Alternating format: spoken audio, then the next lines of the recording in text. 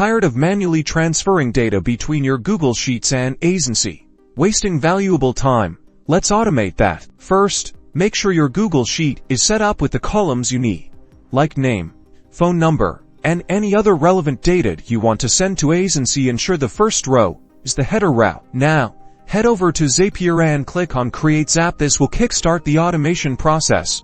Search for Google Sheets in the Trigger section and select it. Then, choose New Spreadsheet Row as your trigger event. This means the Zap will trigger whenever a new row is added to your sheet. Connect your Google account to Zapier. You might need to grant Zapier permission to access your Google Sheets. Choose the specific Google Sheet and worksheet you want to use. Make sure you select the correct one.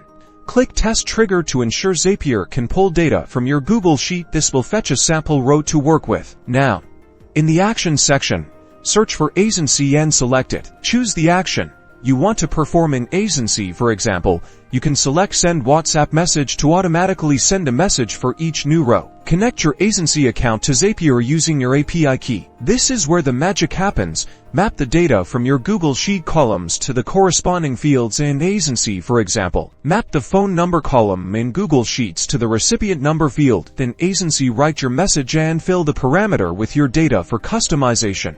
Click Test Action to send a test message. Verify that the message is sent correctly in Aisensy. Finally, turn on your Zap. From now on, every time a new row is added to your Google Sheet, the Configure action will automatically be triggered in Aisensy. Enjoy the automation.